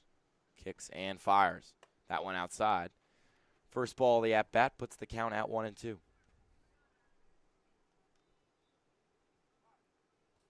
Look at Frank's already nearing 50 pitches here in his second inning of work. Got to think he's probably not coming out for 7th. This one up high. Throw down to second is not in time. And that was definitely a much closer play than the one we had before, which, by the way, Ben Chadwick doing a great job getting some replay on that one, which we'll show you after this at-bat because you can really understand why Coach Coryell was so upset. But first, Franks is 2-2. Can't get the top of the zone. He was halfway to dugout, thought he got the call. But the count is full now with Heffernan on second and McKenzie on third. Franks shakes off the initial call and delivers. Outside corner, and he can't get it. So here is the clip. We're going to have to do a little adjusting here, so give us us 1 second. Third post-fraud. Oh, goodness me. They don't Clip sideways. 2 seconds. And the clip is gone. Come Oh, now it's back. it. So here's why Coach Coryell was so upset. That is, in my opinion, They do not. and I think in the opinion of everybody here in the booth, on is and gloving it. Frank's firing getting a to mound third, hit, so you guys and aren't they missing anything get out there. it. It They feels like a do pretty not. obvious out. Come The on, timing gloving it. speaks for firing itself. to Ball third, in the and glove, they tags, get it. bang. They But do no, not. did not get the call. Come on and gloving And that's why it, Coach firing Coryell to was so third, upset. and they One more get time for it. you here. They Look at it one more do time. not. Throw down to on third. and gloving it, firing Into the to glove third, of and Garner, they but he just get apparently it. doesn't They see the tag do and really- not get. And that's what prompted the. You wouldn't call it a full-scale crash out, but Coach Coryell definitely not happy. If it wasn't full scale, it was maybe 90% of the scale. You could say that. Saying, hey, I never want this guy up in the game ever again. I mean, there were some words being spread after that call.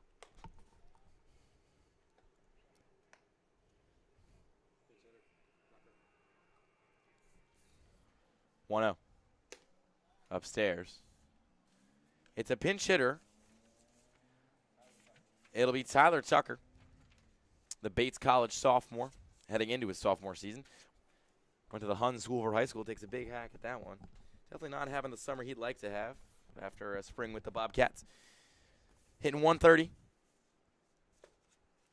As that one's in there for a called strike. Counts even at 2. You know, it's a shame we don't have Giacomo here in the booth because Tyler Tucker, big Italy guy, said one of the most important experiences of his life was a trip he took to Italy in high school. Left a lasting impression on him. I'm sure Giacomo would agree. I'm not sure if he's ever been to Italy. We know he's been to Bermuda. He's been to about everywhere and back. I mean, could write his own version of the Johnny Cash song. I've been everywhere, man. I mean, the places he goes. 2-2 is in there for a called strike 3, and Tucker is retired with a backwards K, but not before damage is done. A pair of runs across home plate, and now an 8-run lead for the Mercer Mammoths. They are ahead of the Trenton Generals, 9-1. We'll be back after this. Hi, my name is Dr. Philip Glassner. I'm a hip and knee replacement specialist at Mid-Jersey Orthopedics. We're a multi-specialty orthopedic practice with offices in Flemington, Bridgewater, and Washington, New Jersey. We have 18 fellowship-trained specialists to take care of you from your neck down to your toes. We offer conservative management such as bracing, therapy, and injections through surgical interventions as well. Our goal is to keep you active and healthy and get you back in the game. We also offer on-site digital x-ray as well as MRI. We have evening and Saturday morning office hours to assist with convenient appointment times, as well as having walk-in appointments available. Call us or visit our website at midjerseyorthopedics.com so we can help you to live life better.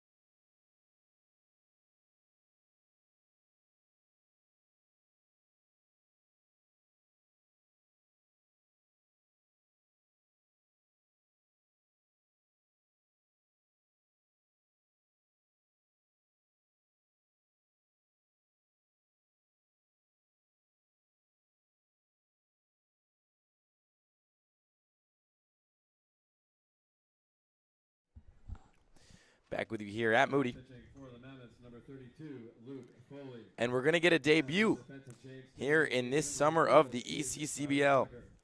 It'll be Luke Foley, as we were alerted before our broadcast started, will be making his debut.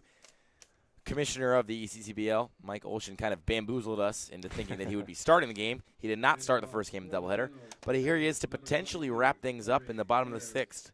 Foley heading into his junior year at Muhlenberg. Was in the ECCBL last season, pitched 40 in the 3rd innings, went 3-2 with a 4.017 ERA. Hit just 4 guys, which is a pretty low number, all things considered, and had 22 strikeouts to 34 walks. Gets things going here in this inning with a ball and a strike. Yeah. Counts even at 1. Definitely one of the most heavily used pitchers in the entire ECCBL last summer. Over 40 innings pitched in a 2-month summer is impressive to do, and it's impressive to showcase that much. Their talents on the mound, I'm sure many of these guys want to pitch that much in case they're trying to impress coaches or whatever the story may be. Foley was able to do that last summer. 2-1, misses high. Count is 3-1.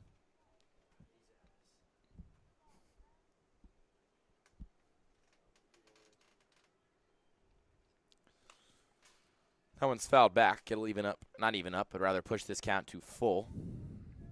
3-2. He's got a tough start. I mean, top of the order here for the Generals. Henry Ayers has got 3 hits on the day, 3 for 4 on the entire day, 2 for 2 in this game.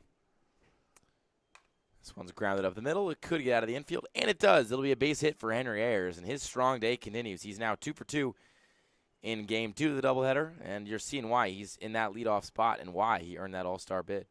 Yeah, it's tough because Foley, when you watch him pitch, he takes himself so far off the middle of the mound every time. He throws the ball and then takes a big step to his right as a part of his pitching motion, and because he does so, he's not able to either get his body to block that ball or maybe get a glove on it. It was not the fastest ground ball, so possibly could have made a play if he wasn't so far over.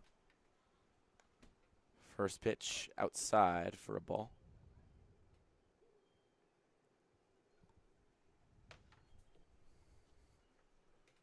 One-0 is a swing and a miss.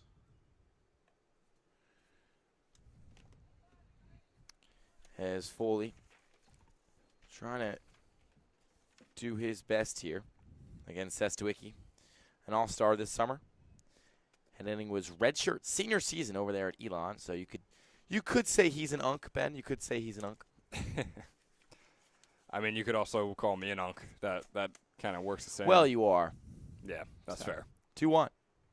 Swinging a hard ground ball up the middle of the infield and past the glove of Pope. There will be runners on first and second now. As back-to-back hits here in the bottom of the 7th, bottom of the 6th. You know, maybe raising a couple eyebrows, but the Generals still trail by 8. Number 36, second baseman, Nick Tomasetto. Yeah, they need a whole lot of offense. They got 6 outs to work with it. They got 2 runners on to start off the bottom of the 6th. Can't ask for much more than that. Top of the order or near the top of the order. Started off at the top of the order. Boy, it took me a few tries to get that. Now it's Nick Tomasetto, 3rd in the order. Still one of the best hitters on this team. It's been a long day for us all, Ben Chadwick. It's been a long day for us all. That one's in the dirt, but knocked down nicely by Socorro as he clears Tomasetto out of his way. Foley hovering around the 82-83 range with his fastballs here today. His breaking ball's going all the way down to about a 65-66. Checks the runners behind him. 1-0. This one's hit hard and high, smacked into the night. Going back on it is Muller, but he's under it and he makes the catch. That's a tough break for Tomasetto. It felt like you couldn't say all of that one, but maybe an A and an L, maybe not the second L. Yeah, maybe you got a big chunk of that ball and put it deep into the left center field gap, but, you know, his name's not, he just didn't have the power that we've seen a lot of guys, even his teammates, have earlier today. On a hotter, maybe more humid night, that ball probably would have carried a bit more like we've seen a couple weeks ago on those really humid days. Not right there. Chopped to second. This could be 2. Pope then fires and over to first, and it's a double play. And out of the inning just like that. A pair of leadoff singles, but a 4-6-3 double play, and coming right after a fly out to center field means that the Mercer Mammoths get out of the bottom of the 6th unscathed.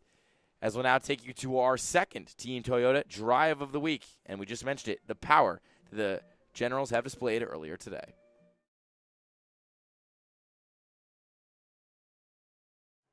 Two-two, pieced out, past left field. Nate Jones not even going to chase it. Talk about the power. Donato Incalingo tacking on number 5 here in the ECCBL regular season. My, oh my, that is a difference maker routing the bases right there. 2-0, the Generals lead.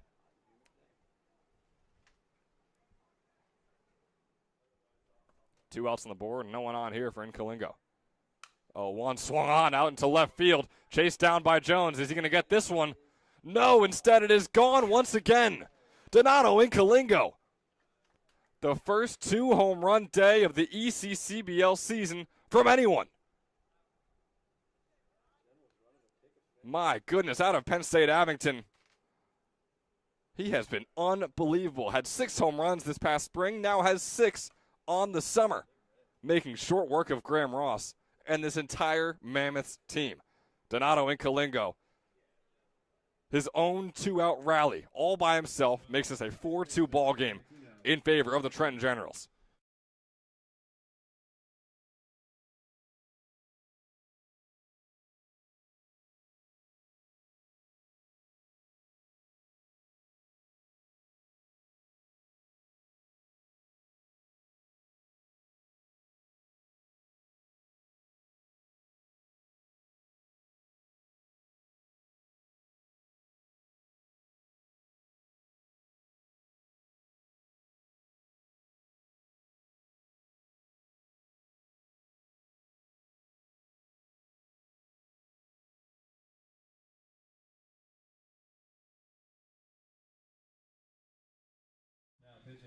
Back with you here at Moody.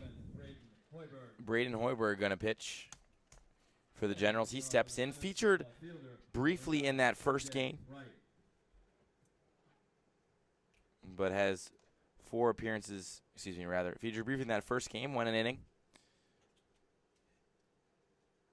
Didn't give up a hit, didn't give up a run, as I'm sure that's all Coach Coryell wants.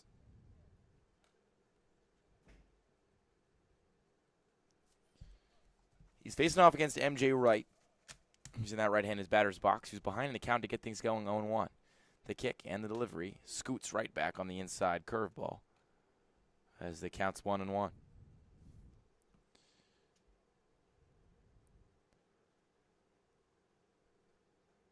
Hoiberg pitched 15 innings across ECCBL this summer. That one's going to be a called strike on the outside corner. So it's 1-2 now to Wright, with the Generals trailing 9-1 against the Mercer Mammoths. They took a game from earlier today in the first game of this doubleheader. The 1-2. Line sharply up the middle of the field, and it'll get into the center field grass for a base hit. Wright reaches for the first time tonight. He's now 1 for 4. As Hoiberg gives up his first base runner of the day. This will bring up TJ Magliozzo, who's been in the hot corner all day. Correction, pinch hitter, number 33. Or rather, a last-second pitch hitter change here for the Mercer Mammoths. As Hoiberg's first pitch is down low for a ball. It'll be Bannon Brazel stepping into the right-handed batter's box for the Mercer Mammoths. He stares down Hoiberg. The 1-0. This one's lined into the center field gap. Coming on is Plopper. He won't get there in time. Snares it off of one hop and flips it back into Tomasetto in the infield. So 2 quick leadoff hits. And there's runners on first and second here in the top of the 7th. Number 1, center fielder, Ray Mulhern. So this will loop us back to the top of the order for the Mercer Mammoths, and it'll be Ray Mulhern to take a hack. The tip of the spear in terms of the 4 ECCBL All-Stars that the Mammoths have in the top of their lineup. He's 2 for 4 today. As he shows Hoiberg his bat, lifts it onto his shoulder, and the pitch. Breaking ball in the dirt, 1-0.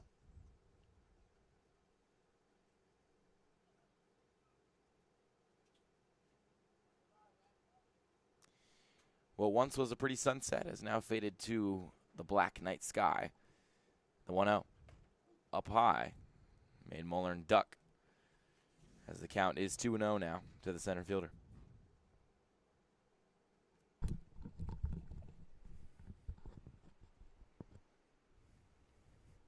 Hoiberg checks the runners. Winds and delivers. This one's hit high. Floating. Under it is Cano Pizzell. He flashes the glove, and he makes the play. No tagging from either runner, and this brings the double play ball into effect here in the top of the 7th with runners on first and second and 1 gone. Yeah, I mean, you could say the Mammoths are playing for insurance here, or you could just say they're playing just to play at this point. I mean, an 8-run ball game with the Generals only having 3 outs to work with, and the Mammoths looking like they're likely going to score a run right here. Seems like this one's all said and done. These teams are likely going to split the series. Brazil on first, right on second, and Pope, who's over 3 today, in the box. That one's going to be a called strike. Donning that untucked jersey again, too, Luke. I mean, insane out of him. Can't believe it. Must be a big fan of, trying to think about, really no MLB players ever don their jersey untucked. I was going to make a soccer reference, but I don't know if we're ready for that on the broadcast. You a soccer guy, Ben? I think we're watching a 9-1 ball game, so make any reference you want at this point, Luke. You ball know who Lamine Yamal is? Is he the new kid out of He's the 17-year-old Barcelona? Yeah. Yes. Look at that. Ball knowledge. He untucks his jersey and sags his shorts like he's playing in 2000s basketball. This one's lined in the left.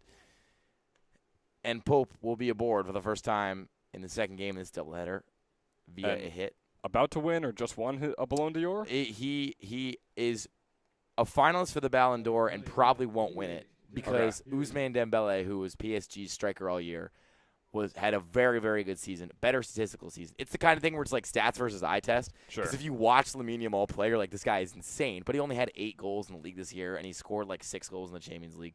So, his stats aren't otherworldly, but you watch him and you're like, okay, he's nuts, and he's 18. Whereas Ousmane Dembele has all the stats and was the best player on the team that won the Champions League, but probably isn't as good as Yamal. Right. That's an age-old debate that seems to follow every single sport around. So arguably the Jokic SGA debate. Sure. I mean, if you ask me, I think Dembele should win it just because he had a much more complete full season. But I think Yamal is the better player.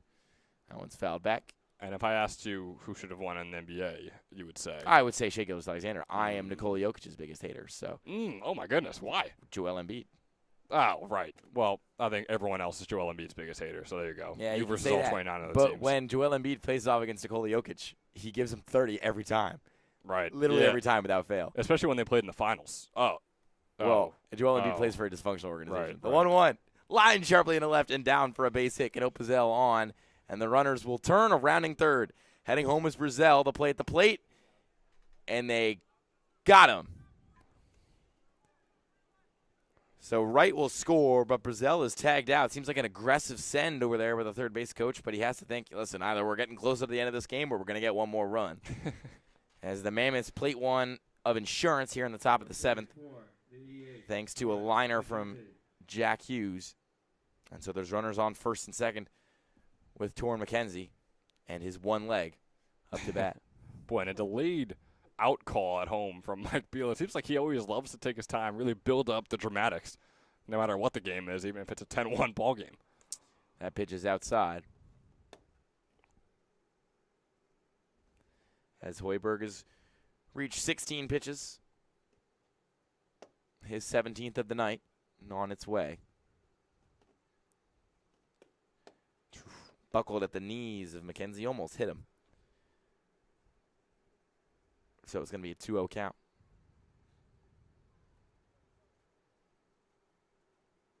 So Hoiberg definitely having a different inning than he did last game. Gets a big swing and a miss from McKenzie there, though. That's what his last game inning looked like. It was a whole lot of that. I mean, no hits allowed. He only had 3 outs. Of course, he just pitched that one inning to close things out. But no hits and a strikeout to his name. But obviously with 4 hits already allowed here in the top of the 7th, a bit different. 2-1. This one's lifted hard and high. Bischoff tailing, and he'll make the catch in right field. And so that will do it for the top of the 7th. An insurance run plated by way of an RBI single from Jack Hughes. 1 run, 4 hits, no errors, 2 men left. And we go to the bottom of the 7th. The last chance for the Trenton Generals to stage the biggest comeback of the summer so far in the ECCBL.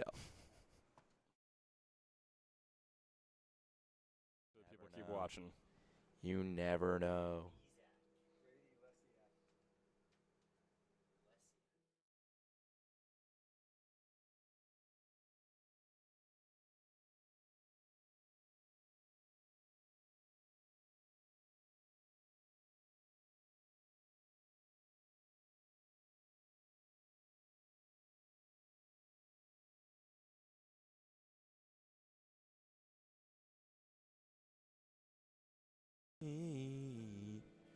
As strong.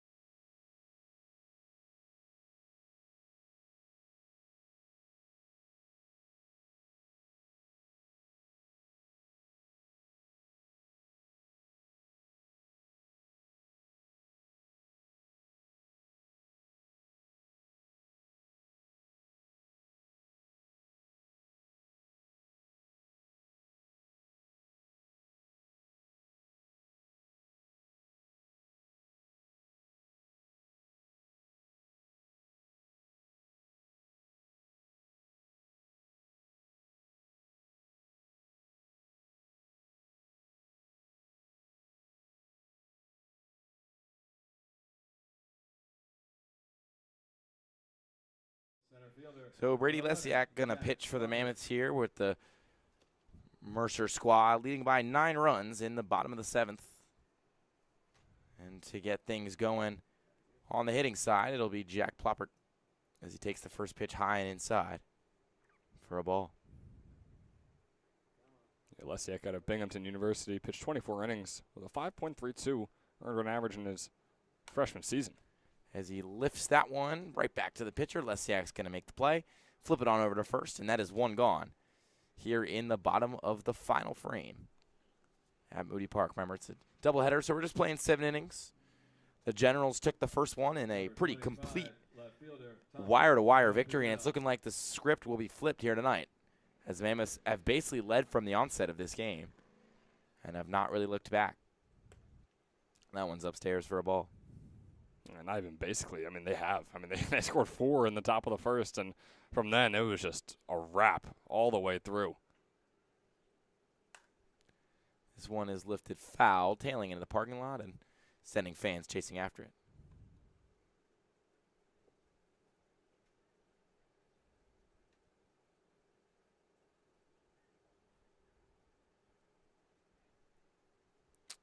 One, the pitch.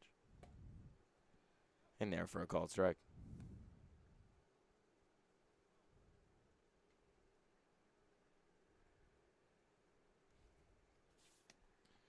It's 1-2 now.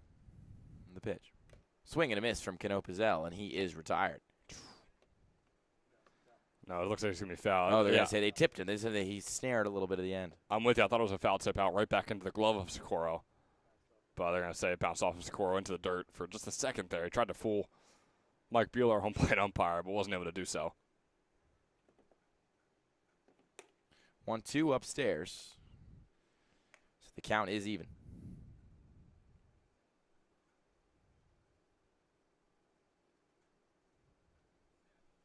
Two. This one's lifted, tailing down that right field line, hustling over him, but unable to make the play as Vizzoni. Yeah, I'll tell you what, he went hurtling towards that short fence in right field. You're thinking he's going to flip over that thing again. But thankfully for his midsection, he didn't run full speed into that pretty shaky padding, you could call it, of that yellow stuff on the top of the fence. There's some animosity towards that right field fence, that's for sure. So that one's going to be down low for a ball. Brady Lesiak, actually another one of the late additions to this Mammoths team, saw his first action just a couple weeks ago. Big swing and a miss that time from Canopazell. No foul tips there. In an attempt to send the ball around the horn, Sikora fires into left field. But there's now 2 away, and down to their last out are the Trenton Generals, and that last out will be Luke Guire. Oh. Well, I'm saying defending that last out. I'm not here to hate. Defending that last out will be Luke Guire. Luke, send it over the fence 700 I would feet never right speak here, man. ill of another Luke. I would never speak ill of a fellow Luke, as that one is in there for a called strike. It's 0-1.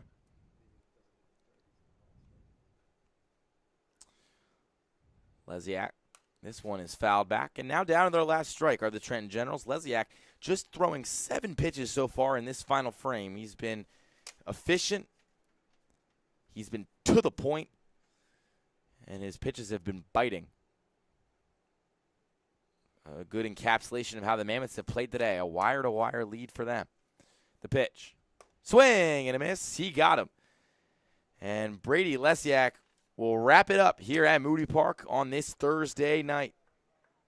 4 runs in the first. Too much for the Generals to handle as the Mammoths cruise to a 10-1 win. Thanks to 13 hits. The Generals, meanwhile, put up 8 hits but score just 1 run and have a pair of tough errors that results in runs. Ben Chadwick, your thoughts on this one? I thought it was, like you said, a complete flip of the script from Game 1. A 9-2 win for the Generals in Game 1, and the Mammoths just come out hunting for revenge. They look like the #1 team in the South Division today. That's exactly what the Mercer Mammoths look like. And I'm curious, Luke, I mean, I'd like your input on this as well, being our play-by-play guy throughout all 7 innings. Who you think the player of the game should go to? We have Anthony Ongaro, who I think is a good candidate for all the pitchers. 5 innings and 1 earned run, allowed 6 hits, and struck out 4 batters. And you also have Jack Hughes, who went 2 for 3, right, with a double and a couple RBIs as well as 2 walks. So you have a very, very good hitter, an obvious hitter of the game, and an obvious pitcher of the game. Just kind of a matter of you weighing it out and who you think is better. You know, I have to say, I am always a pitcher guy. I always think the pitchers should get some love, especially when an offense puts up 10 runs. An incredible performance from the Mercer Mammoths offensively, but it was really, in my eyes, it was a team effort. And so it's hard to give player of the game to one guy there in that lineup. That's why my vote goes to Anthony Ongaro. I mean, you want to talk about a strong start. He went 5 innings, only gave up 6 hits, 1 earned run, struck out 4, looked calm, collected, in control the entire time. Really could have waned a couple times, could have gotten comfortable with that big lead, but he didn't, and he chugged through 5 innings. Took the pressure off of the bullpen of Mercer, saved some arms. That's exactly what you want if you want to put together wins, especially as we near the playoffs here in the ECCBL. So we had Donato and Kalingo winning it in Game 1 thanks to 2 home runs. Didn't exactly have that performance from someone today, which is why Anthony Ongaro, I couldn't agree more, is going to win Toyota Player of the Game. Tremendous. So Anthony Ongaro, our Toyota Player of the Game, and that is going to do it for us here at Moody Park tonight. For everybody involved with the broadcast and my broadcast partner, Ben Chadwick, I am Luke Lender. Thank you so much for tuning in, and we'll talk to you next time. Get home safe.